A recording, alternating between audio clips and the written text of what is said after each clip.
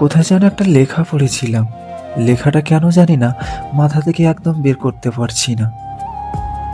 লেখার কথাগুলো ভাবলে গা শিউরে শিউরে উঠছে।